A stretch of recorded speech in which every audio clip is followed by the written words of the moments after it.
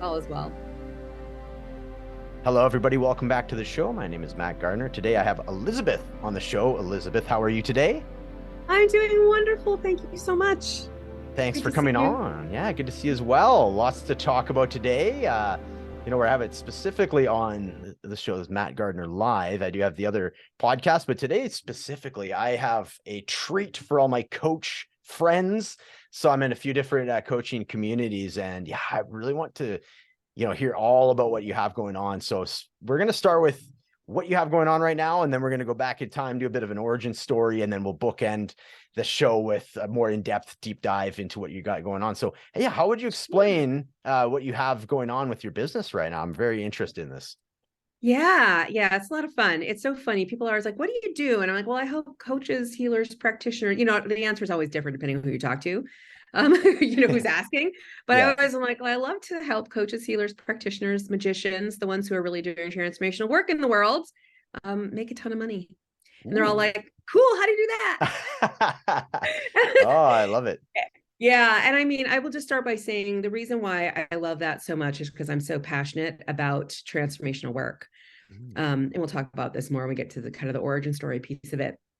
But a big piece, like, so what we do, my company's called Seven Figure Goddess. And what we do is work with coaches, healers, practitioners, mentors, spiritual teachers. For me, the big distinction is those who are really doing the transformational work. So all my NLPers and all my hypnosises and we love influencers and online course creators, but our real jam is working with people that are they're doing the work with people either in small groups or one-on-one or whatever. And Mm. we help them attract clients, make money, all of that, but scale their businesses to high multi-six or seven figures without things like webinars, launches, and even without getting on the phone for sales calls. Ooh. And we do that by helping them really optimize their offer and their messaging. Mm. So we work with practitioners. Most of our people are already at six figures, and then they want to go to the 300K, 400K, 500K, or if they're empire builders like I am. I'm pretty much an empire builder. Then they want to go to like a million, and we want to help them do that in such a way that really keeps them in their lane and keeps them doing the transformational work with people rather Mm. than, as I like to say, having marketing as a second full-time job. And there's Yeah. always marketing. I want to be really clear. Mm. Ain't nobody get outside of marketing. No one gets out of selling, right? But Yeah. we can really, really love to help uh, experienced transformational leaders match like what they do and what their real magic is with the right language that helps them get with their ideal clients and easily make sales with a lot less of the rigmarole. So Yeah. hopefully that makes sense. It totally does. And yeah, I can't wait to get into like a little more granular as far as how to do that. It's very Yeah. interesting to me. To me, it sounds like magic. It's funny you mentioned magicians and like have sort of this mystical quality to it. To me, being able to do it without the rigmarole, as you put it, seems like a magic trick. You know what I mean? Like I'm still at that stage where it's like it feels like the proven way to do it is the webinar and the different the hoops to jump, so to speak. So I'm very intrigued. I'll put it that way. Sure. And I love the way you say is like, to me, like language is magical, right? Like the Yeah. definition of a spell is like to have influence or control over somebody using words and cantations and such. So I love that sort of tie in too that you mentioned with, so we'll get into that. By the way, if somebody's wanting to follow along with you right away, if they're hearing this and like, yeah, okay, this is cool. Where can we find you online? I know generally we do that at the end and we'll have it in the show notes. But yeah, I'm curious. So what's the easiest way to find you Yeah. online if somebody wants to follow along while we have our interview here? Yeah. So you can find me at sevenfiguregoddess.com. And I'll tell you, as of this recording, it redirects to femininemagicom, but that is us. Seven Figure Goddess has been the name of my company since 2010 or some such. Oh. I'm a real old timer in this industry too. Like I quit my job in the beginning of 2007. So I've been at this for a hot minute. Hmm. I was also one of the first mentors to teach on high end to coaches, more sort of spiritual coaches, teachers, healers, practitioners, Hmm. years ago, like back in 2008. But they can go to Seven Figure Goddess, and that's our website. Cool. always under construction. But that's where you can go, and all the things are there. And feminine magic refers to the kind of the metaphysical arm of our teachings, if that makes Mm-hmm. sense. It Like, so does. we teach the practical stuff and the spiritual stuff, really metaphysics for success for entrepreneurs. And that all kind of falls under the brand name feminine magic. So that's why there's the two things running. But seven figure goddess Totally. will get you there. Okay. I love it. Okay, rad. Awesome. I Yeah. love it. I love it. And it's like, yeah, what you just touched on really resonates with me right now. Cause like I'm doing a lot of work on, okay, who do I need to become? What person do I need to become in order to be able to, you know what I mean? Yeah. Have these types of sales, instead of like, it's like reversing the hierarchy of, like, instead of results being like so results driven at the expense of seemingly everything else, including my own happiness at times. It's like reversing it and just focusing on my intentions, right? Service over survival. And then the results will be the byproduct of that. So that's kind of what I'm picking up a little bit is, 100%. yeah, Yeah. which is so cool. So cool. Awesome. Yeah. And Okay. that's really what offers are about. They're about, Yeah. my mentor talks about them as matchmaking. He was like, oh, Oh, Elizabeth, he's got the Southern drawl. He's like, Elizabeth, you're a matchmaker like me. And yeah. I'm like, I never thought of it that way. But Yeah. that's really, your magic already is what you do already is. And the offers is there to help you be in service, as you say. Yeah. Very, very cool. Okay. Excellent. Okay. We'll pause that part there. Let's do your origin story. So you gave a little hint there. You quit your day job back in 2007. You were well ahead of the curve. It's so, and I'm putting myself back in 2007. This was before I was even doing meditation or yoga or any of the sort. Definitely on my periphery. And man, Yeah. that whole genre of, we'll call it alternative health, it's called in Western culture here. Man, the last 5 to 7 years, it's specifically the last, I'd say 5 years, has really had an uptick. But back in 2007, that might have been a little bit, not taboo, might be a little dramatic, but you get what I mean. So I'm interested. Yeah. Let's go as far back as you care to go. Yeah. What led you up into that, please? It's quite the origin story, I'll say. So I grew up in Maine, and I went to school in New York City. My family are all scientists and doctors and engineers. My brother is an emergency medicine doctor. My dad is an engineer, chemical engineering, total rock star in his field. If you ever get my dad in a room with a bunch of his people, it's like I'm in there with Van Halen kind of a thing. And there was always this conflict between science and all these other things. Anyway, I ended up getting a master's degree in computer science, of all things. And I was an engineer for 10 years in New York, and I was building computer networks. I'm, at the end of the day, everything my whole life has been about is creation and creativity and magic, really magic with a capital M. Because when I was very young, I was very clear that I was here to, further the cause of magic, like real magic in some way. But of course, that was back in the 80s and the 90s. And I was like, holy crap, like everyone's in the closet. And I struggled with that for a great deal. But and when I was by the time I got to New York, I was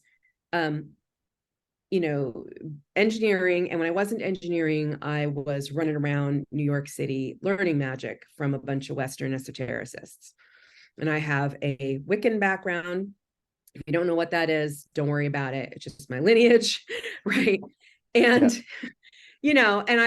so all of that is what kind of, what I was doing before I did this. And there came a point with engineering, which I did love. And I always had really great people that I work with, but I knew it wasn't the thing. And I knew it wasn't the thing from the very start. Like it was, sometimes you say yes to things as you figure out the next thing. I also thought I was going to be a writer, because at the same time I was also in very much a part of the New York City science fiction, spec fic, comics community. And I thought I was going to be a comics writer. Oh, wow. And I dated someone in the industry who's still a huge guy, and my husband's a comics artist and all this stuff. So all this milieu, right? And I quit my soul-sucking job, as I say, to be a writer. But what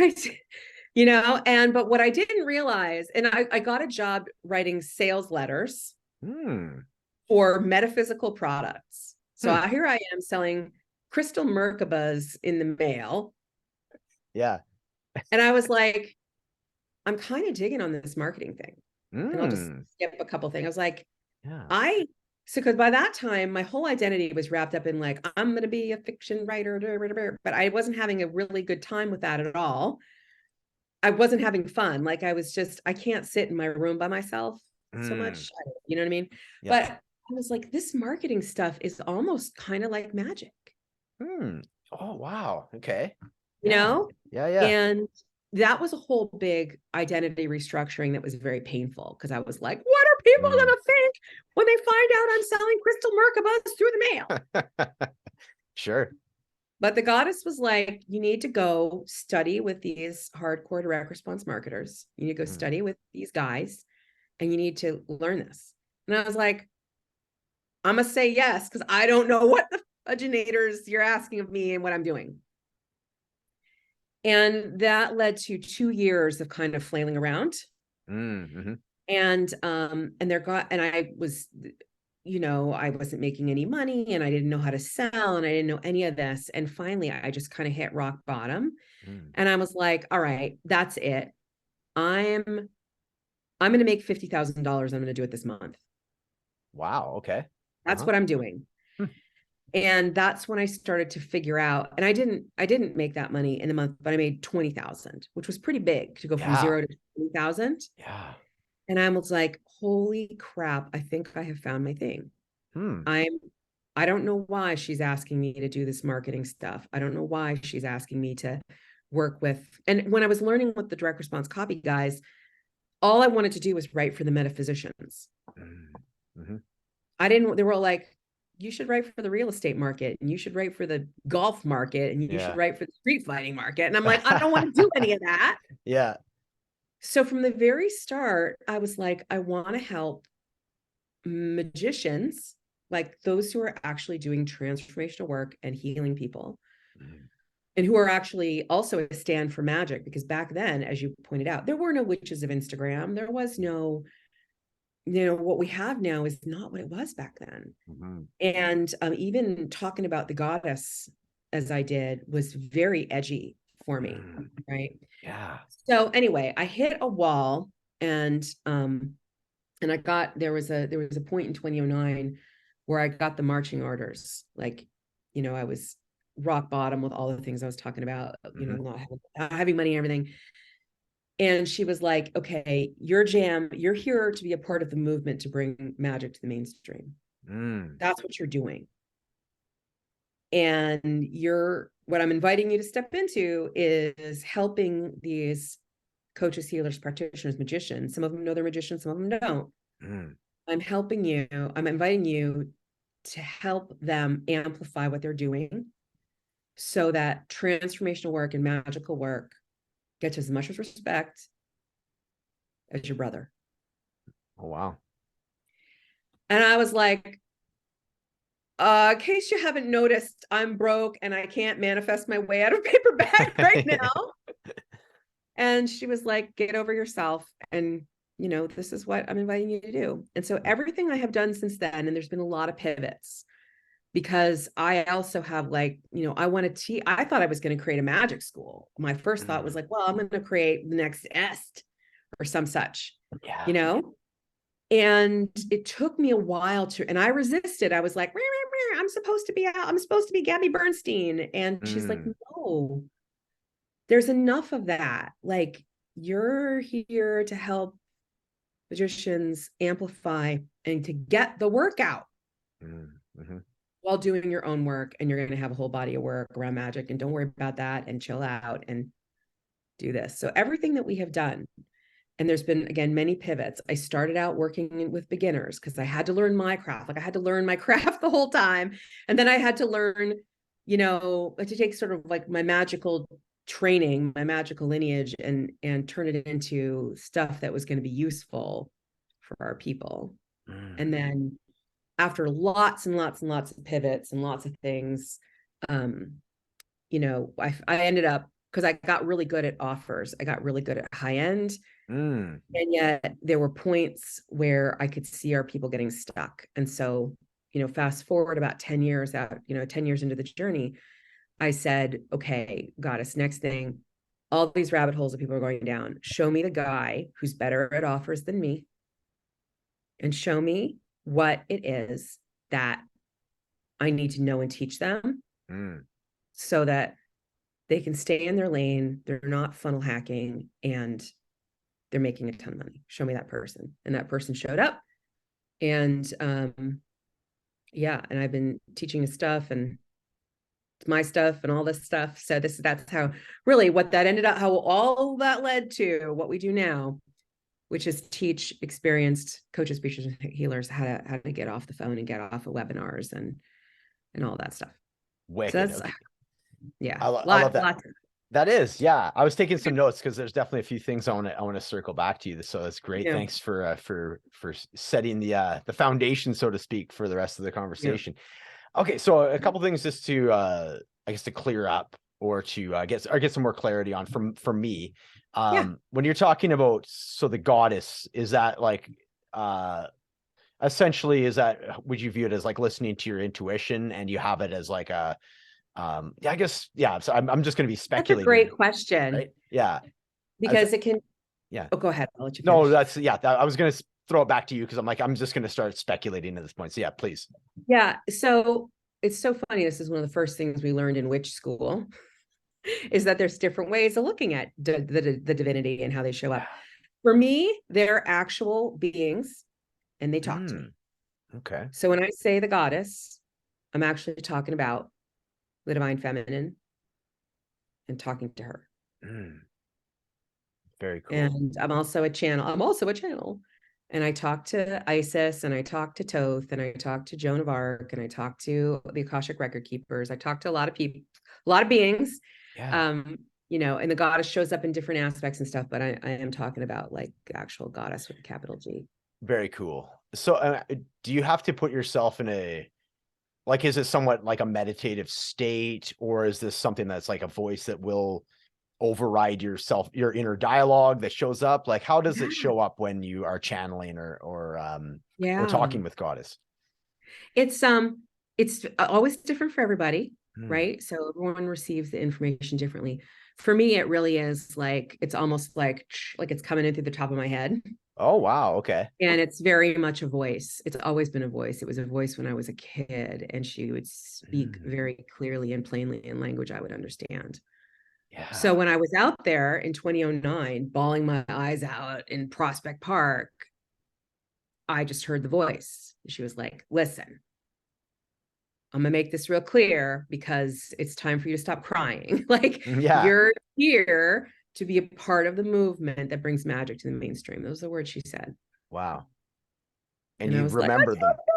Yeah, I remember it very well. I don't remember everything, and I often take notes and things, but yeah, and I have a very clear, you know, it's the intuitive piece and the talking to different entities is a huge journey for everybody. It's different for everybody.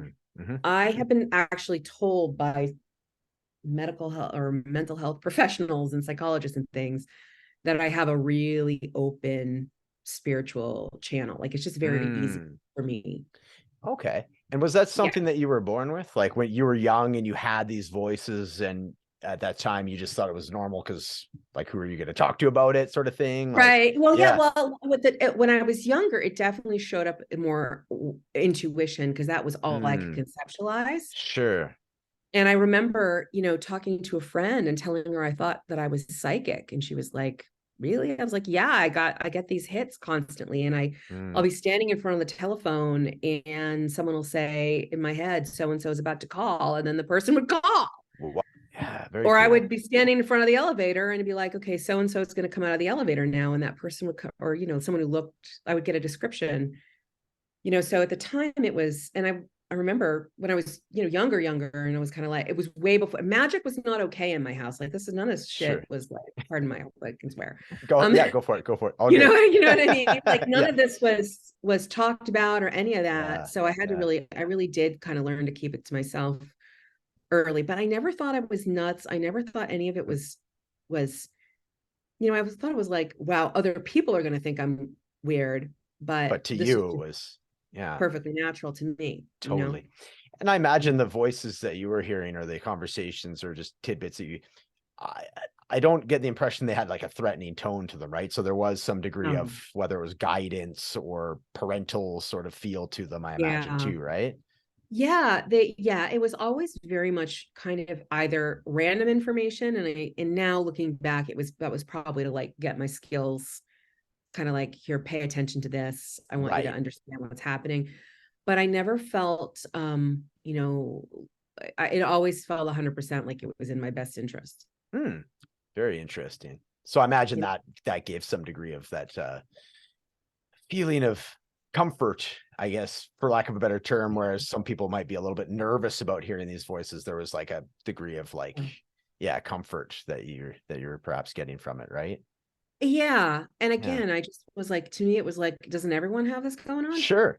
Yeah. And I kind of felt like it was only later when I realized that wasn't actually the case, and Yeah. that it's a journey for everybody, and people have Yeah. different, paths with it. And now, so when I got on the magical path, the tarot was the first kind of intuitive tool that I used to really learn a system, Yeah. and which is a whole fascinating thing in and of itself. And I've always been interested in Western magic, Western esotericism. So, Yeah. the tarot, your Rider Waite Smith deck, or your Smith deck, I should say, Yeah. it's birthed from the Golden Dawn and like all this stuff. But then later on, when I was in my early 40s, so I'm 50 now, so early 40s, I found the Akashic records, and that was really the like, okay, now this is all the things I've done up until this point, you know. And with the Akashic records, you've got record keepers who are, kind of following you around since you broke off from source, since you extended from Mm. source. And I realized later that was probably the record keepers who've been talking to me the whole time. Wow. And I find it Yeah. so interesting to hear the other side of your origin story of like you say, very rooted in science, which again, it's like I have this impression that like science and spiritual is coming a lot closer together now than it probably has been in very, very long time anyways, right? Where Yeah. it's like before it was like, if you can't explain it with logic, like it's okay, no, dismissed, very easily dismissed, where I get the impression that, yeah, it's coming full circle a little bit, right? But it's very interesting that you had that side to you and it's in your family and such, right? So Yeah. did you, just one final note before you got into when you quit in 2007, were you just finding that it was not really, you weren't really on the journey that you were supposed to be on, you know what I mean? Or how to rephrase it, perhaps you were supposed to be on, quote unquote, from external pressures from family or social expectation, yet not the one that was like into your intuition, or what was, the downloads that you were getting. Does that question make sense? Yeah. Yeah. Yeah. I definitely knew I wasn't on the path, but I Mm. also, so I'm a big, resistor and avoider, and like, Oh, oh my okay. God, right? Because I'm super energetically sensitive. I know some of your listeners can probably relate to this. Mhm. So I was always like, oh my gosh, it's gonna be too much energy at me, sort of subconsciously, I guess. Yeah, So yeah, I yeah. was fine in a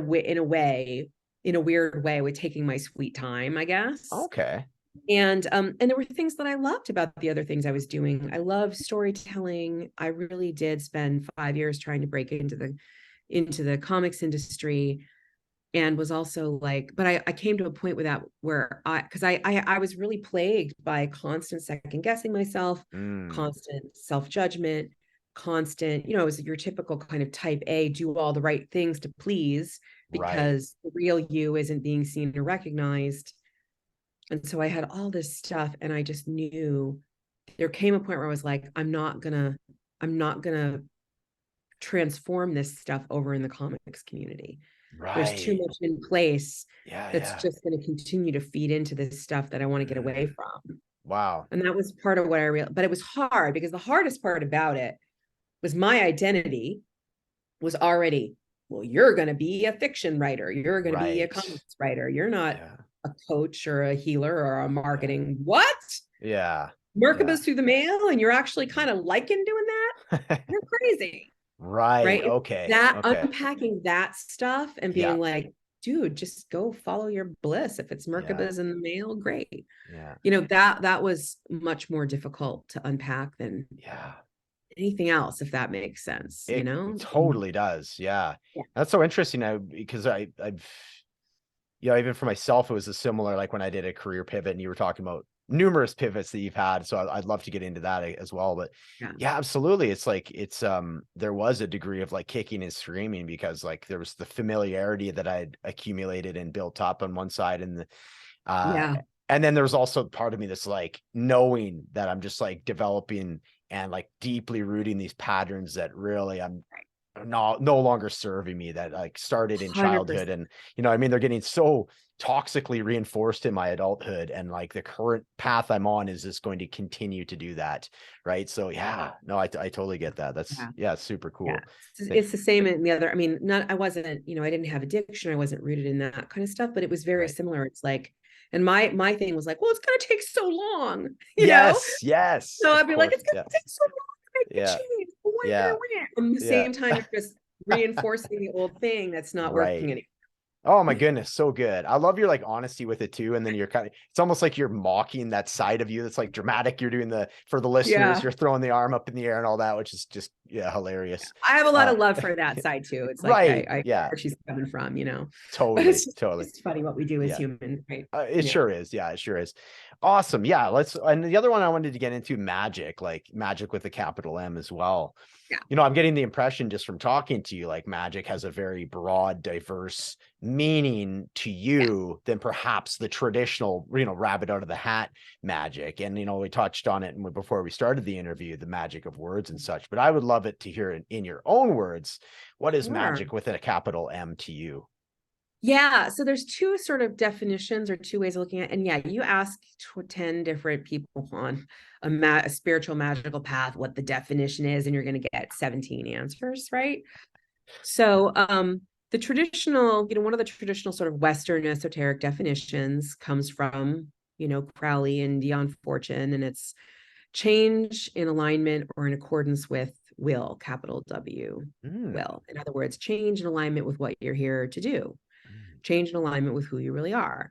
And so that's one way to look at it. And when I talk about magicians, like who we help, I feel that, and this was one of the realizations I had, one of the real like ahas I had as I was figuring this stuff out, because I had come from this really narrow sort of scope, Wicca, which is rooted in Western tradition, and it's made up a little bit, and like all kinds of things, all sorts of stuff there, right? I was coming from that lensing and like a more Western ceremonial, I would go to OTO rituals and meet these other, sort of Western magic folks in the tarot community. I was coming from that lensing, but when I came over, in 2007, The Secret had just come out. I was like, holy crap, like this is all the stuff I've been studying for the past 20 years, right?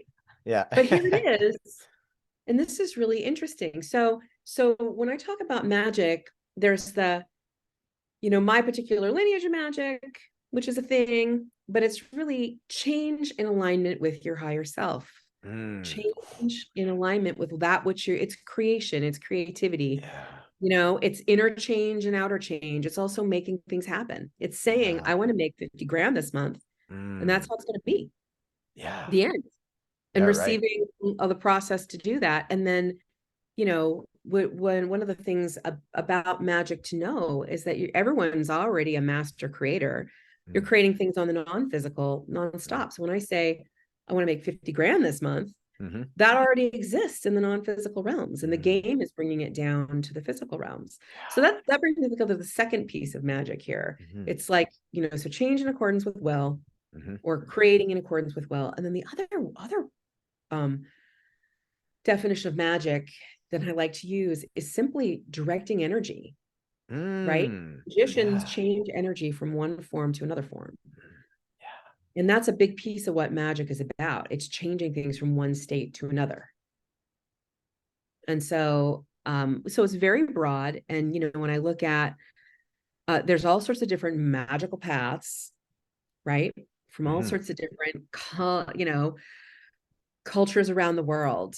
And at their heart, they have this to my lensing, and again, I'm not the expert in every magical path on the planet, let's be clear, but they're all about transformation in alignment with this version of you that's your highest level self. Mm, You know, yeah. Yeah. that's what we're all going for. So Yes. part of my philosophy with this too is like, and some of the things that we teach on the metaphysical side, it's like we don't have the kind of time. Like, you know, back in ancient Egypt, you were in a mystery school for 5 years before they told you that you were a divine being. Like you had Mm, to have mhm. your whole psyche needed to be prepared for that. Well, we don't have those moments now, Right. Right. you know? So that's another piece of this too, and another kind of piece of the mission. It's like we need the magic now. Yeah. We need Yes. we need the alternative healers, Yeah. or for lack of a better word, alternative is not great, but like we need the Yeah. healers who are really great at you know, somatic work and trauma, helping people in different ways that therapists don't, Right. you Yeah. know? Yeah. 100%. I love Yeah. that. I love both like the dual meaning of, or like the dual meanings of magic, and how they tie so well into, the work that we're talking about here today. Love it. So Yeah. good. So good. That's very cool. Yeah. So I want to get back to, because I know there's some of the listeners that are going to be listening to this will be like, get to the marketing part. So It's perfect, right. right? Perfect segue, because as you mentioned earlier in the interview, marketing in a sense is a form of magic as well. And the whole idea of like the creation, like taking something that wasn't there before or creating it, right, is in a Yeah. sense is magic. So let's get into that. So yeah, I've never heard of it explained like that, or worded like that. I love that marketing is magic. So what is it about that marketing that is magical Yeah. to you? Well, I'm trying to think of when I kind of figured it out and why. Um, well, you mentioned it sort of being akin to spell casting, and I agree with that. Mm-hmm. Using words and directing energy in a way to create a particular outcome and to lead people on a path. Mm, Now, well, this is where we need to talk about, like, if I was in a different context, we'd be talking about ethics, and we'd be talking about, you know, how, well, we will talk about this part. yeah. It's neutral. You know, one of people's favorite things to do in the marketing communities and coaching communities on the internet is bellyache about, you know, the marketing bros or the unethical marketing and the pushy and the salesy and all of that. Yeah, Magic totally. is neutral. All that shit is neutral. Mm, You know what we're doing in a marketing context is meeting someone where they're at with words and then guiding them down a particular path in order to help them make a choice. yeah. And that is directing of perception. Mm, And if we do that for the moral life to all, less to none, it's incredibly positive. mm, And that is one of the things I think that magicians get to model for the rest of the world, is how to do that in a way of more life to all, less to none. We can also use that in a way that completely, you know, enslaves people. sure. You know, negative, like just some of the crazy things that have happened in collective consciousness and collective programming, right? But Right. it's all the same thing. It's like, here's the message, and I'm going to frame the message in a particular way. I'm going to hijack and direct and control your perception, right? And Mm-hmm. so in you know, in heart-centered seven-figure goddess style marketing, I guess, what we're trying to create is connection with your perfect people. Mm, Connection with your perfect people, and then really being able to meet them where they are and help them move toward wherever they want to be in yeah. the most, you know, ethical, non-pushy way humanly possible. And there's a lot of, for lack of a better way of putting it, sort of pushy, salesy stuff, but you Mm-hmm. actually don't, when you know what people really want, you don't need to engage in all of that. Mm-hmm. Like, Mm-hmm. part of our marketing philosophy is, and this is something that's a whole other thing I could talk about for 2 hours. Part of what this is about, and what the you know, mission directive really is about, is helping us go from this energy of power over, power under, Yeah. which is Yeah. rampant in marketing. Mm-hmm. It's rampant in the guru space. It's rampant in coaching. Yeah, What for we sure. always try to do is use marketing in such a way that we're bringing people on the same playing field.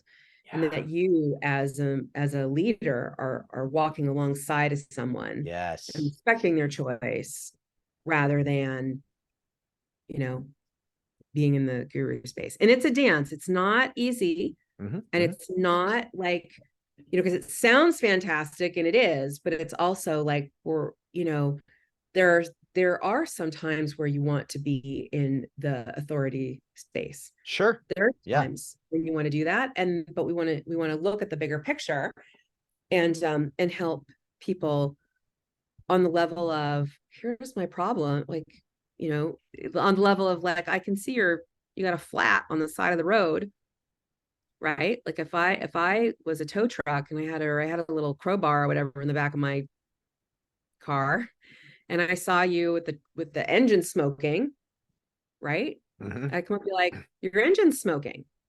There's smoke. Are you okay? Yeah. Do you need a crowbar? Because I got one if you want one. It's not hard to sell someone on the right tool when they have the problem.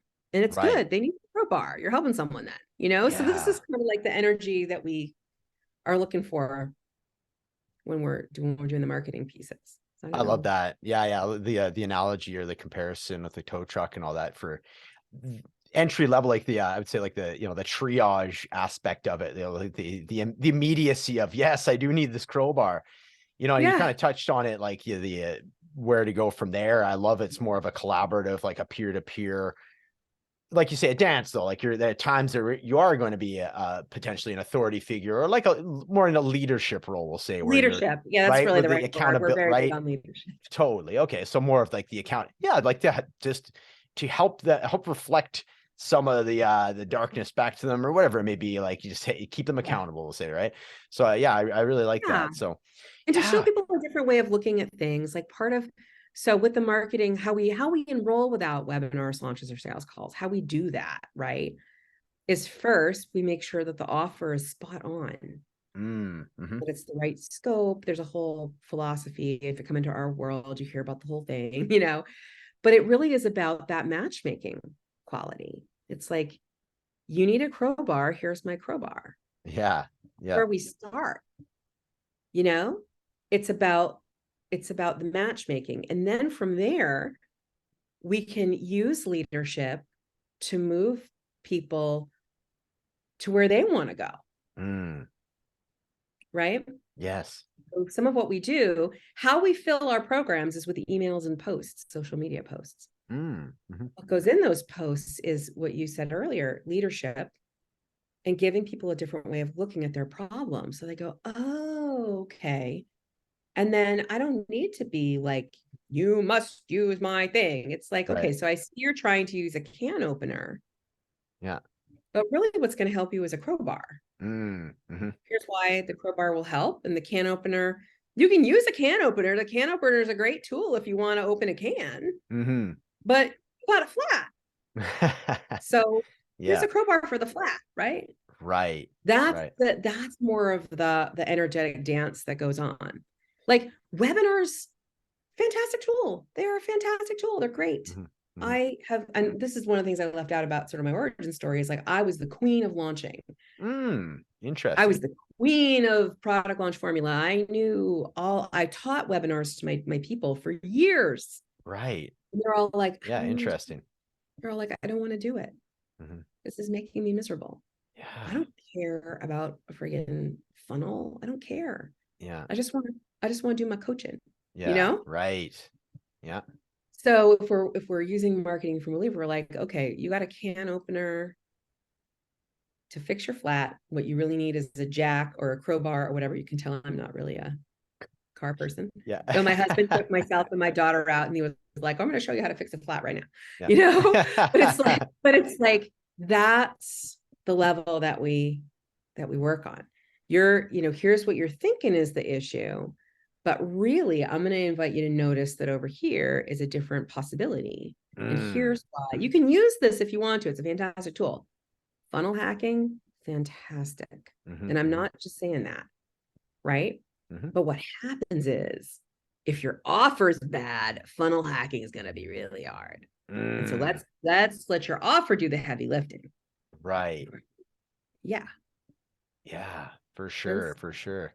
mhm. Totally makes sense. For me, I think for me, just my own personal experience, there was a degree of the Kevin Costner film Field of Dreams, build it, they will come. There was part of Yes. me that was like that pattern of like, yeah, and to a degree, like, and I resonate with what you were saying about as far as like just keeping busy. That was like my big pattern that I took after I stopped drinking was Mhm. achievement pattern. Like I had this Yeah. the collapsed distinction of self-worth and the work that I did, right? So Yeah. yeah, and then if I had, I mean, it would numb like loneliness or whatever else would come up. So I did a lot of that, you know what I mean? Just because I was inexperienced and didn't really know how to go about the whole sales thing. So I'm like, well, in the meantime, I'll build all the stuff in the background, which is actually me, stepping away from the work that I know I need to do, because Yeah. I'm afraid of it. And then also having this part of me going, oh, and like, after it's this new shiny funnel, people are just going to start pouring in, right?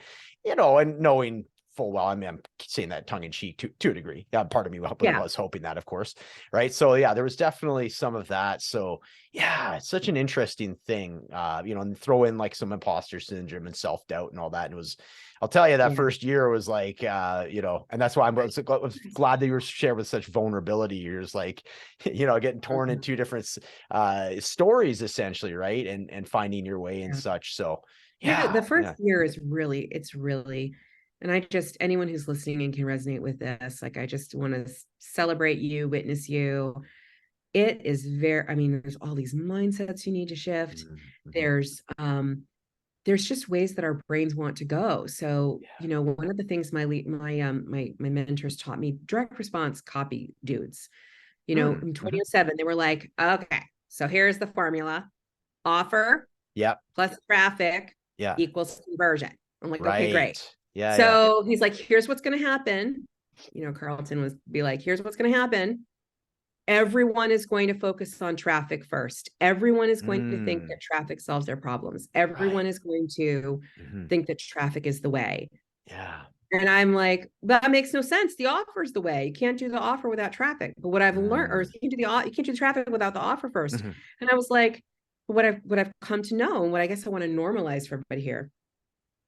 I don't know why the brain goes traffic, but the brain goes traffic, and it will send you on a wild goose chase. Like, Mm, literally yesterday, I was talking to someone who wants to come into one of our programs to get her offers done. She's like, I'm not sure I have the money. I'm like, okay, that's an open question, but whatever. I just spent $130,000 on a program. And I was like, what did you spend $130,000 on? YouTube. YouTube. Yeah. So I was like, okay, so it's cool. No judgment, zero judgment whatsoever. Yeah. You know, Yeah. her path told her, go get the YouTube drive, go get the YouTube thing. Awesome. I was like, is there any support for offers in the YouTube program? Mm, She's like, right. I don't know, and I'm like, okay, Yeah. so the traffic has no place to go without the offer. Right. That brain goes traffic. You see why I Yeah. brought Okay. that up? Yeah. For sure. Brain will Yeah. tell you, I need a funnel, I need a Mm, Webby, I need a yeah. this, I need a Yeah. that. 100%.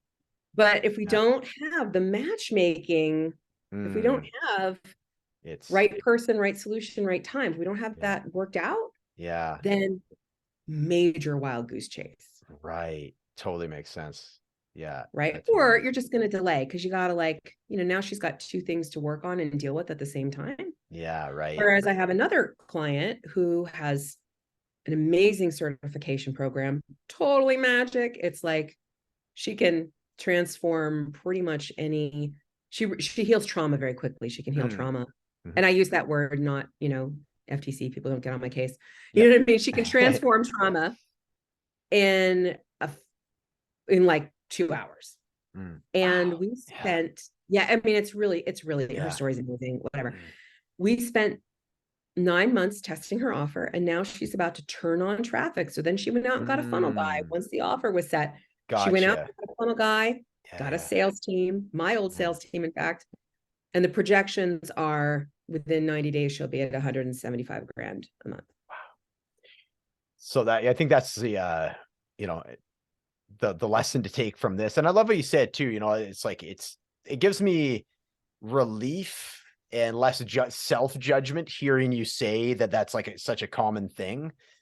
Because initially I internalize it as like there's something wrong with me, right? That I'm like No. chasing the wrong thing, and like that's a reflection on my own, you know what I mean? Like you said, the Yeah. brain starts like all these different layers that I'm like, does this have something to do with my vision, my self-worth? And it just goes like way deeper than it needs to, right? So now just Yeah. even you saying that, I was like, okay, cool. So that's regular then. Okay, I get that. So I appreciate that. And Yeah. then yeah, very much what you're saying is like focusing on the wrong thing. It's like for me, it's like I'm now focusing on who I need to become to be able to, you know what I mean? Like changing the hierarchy. So for you, it's like your offer, your connection, your matchmaking.